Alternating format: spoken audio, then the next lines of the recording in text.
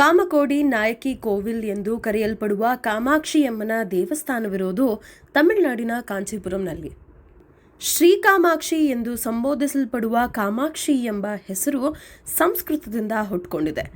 ಇಲ್ಲಿ ಕಾ ಎಂದರೆ ಸರಸ್ವತಿ ದೇವಿ, ಮಾ ಎಂದರೆ ಲಕ್ಷ್ಮಿ ಮತ್ತು ಆಕ್ಷಿ ಎಂದರೆ ಕಣ್ಣು ಅಂತ ಹೇಳಲಾಗುತ್ತೆ.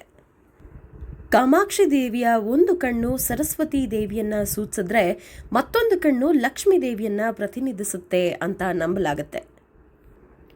ತಾಯಿ ಪರಾಶಕ್ತಿಯು ಕಾಮಾಕ್ಷಿಯ ರೂಪವನ್ನ ತಾಳಿ ಬಂಡಾಸುರನನ್ನ ನಾಶ ಮಾಡಿ ಈ ದೇವಾಲಯದಲ್ಲಿ ಪುನರ್ಸ್ಥಾಪನೆಗೊಂಡರು ಎಂಬ ದಾಖಲೆ ಇದೆ.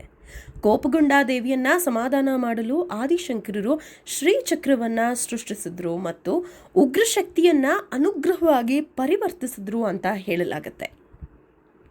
ದೇವಿಯನ್ನ ಪೂಜಿಸುವವರಿಗೆ ಸಮೃದ್ಧಿ ಜೀವನ ಮತ್ತು ಮನಸ್ಸಿಗೆ ಶಾಂತಿ ನೀಡಿ ಭಕ್ತರನ್ನ ತನ್ನ ಮಕ್ಕಳಂತೆ ಪರಿಗಣಿಸಿ ಕಾಪಾಡ್ತಾಳೆ ಎಂಬ ನಂಬಿಕೆ ಇಲ್ಲಿದೆ.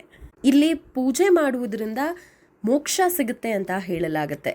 ಇದಲ್ಲದೆ ವಿವಾಹ ಭಾಗ್ಯ ಮತ್ತು ಸಂತಾನ ಭಾಗ್ಯ ಭಕ್ತರ ಪ್ರಮುಖ ಪ್ರಾರ್ಥನೆಗಳಾಗಿವೆ. ನವಗ್ರಹಗಳು ಕಾಮಾಕ್ಷಿ ದೇವಿಯ ತಿರುವಡಿಗಳಲ್ಲಿ ಆಶ್ರಯಿಸುತ್ತದೆ.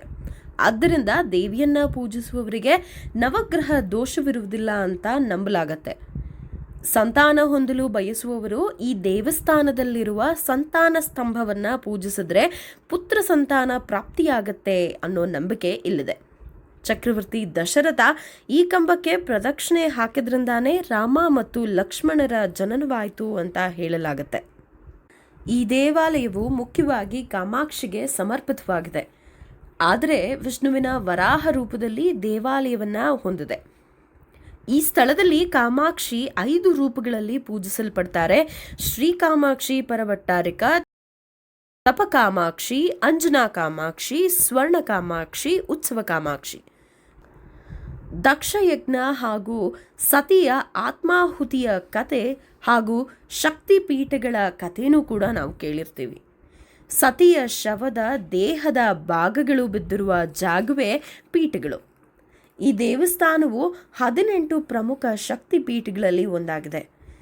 ಸತಿಯ ದೇಹದ ಹೊಕ್ಕಳು ಭಾಗವು ಇಲ್ಲಿ ಕಾಂಚೀಪುರಂನಲ್ಲಿ ಬಿದ್ದಿದೆ ಎಂದು ನಂಬಲಾಗುತ್ತೆ. ಇದು ನಾಭಿ ಪೀಠಂ ಎಂಬ ಹೆಸರನ್ನ ನೀಡುತ್ತೆ. ದೇವಿಯ ಶಕ್ತಿ ಪೀಠಗಳಲ್ಲಿ ಇದು ಕಾಮಕೋಡಿ ಪೀಠವಾಗಿದೆ.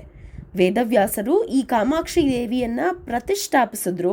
ದೇವಿಯ ಮುಂದೆ ಆದಿಶಂಕರರಿಂದ ಪ್ರತಿಷ್ಠಾಪಿಸಿದ ಶ್ರೀಚಕ್ರ ಹಾಗೂ ಆನಂದ ಲಹರಿಯನ್ನ ಆಡಿದ್ದು ಇದೇ ಜಾಗದಲ್ಲಿ ಅಂತ ಹೇಳಲಾಗುತ್ತೆ. ಇಷ್ಟೆಲ್ಲ ಕೃಪೆ, ಇತಿಹಾಸ, ವೈಶಿಷ್ಟ್ಯವಿರೋ ದೇವಸ್ಥಾನವನ್ನ ನೀವೆಲ್ಲರೂ ಕೂಡ ಒಮ್ಮೆ ಭೇಟಿ ಕೊಡಿ ಹಾಗೂ ಆ ದೇವಿಯ ಆಶೀರ್ವಾದಕ್ಕೆ ಪಾತ್ರರಾಗಿ.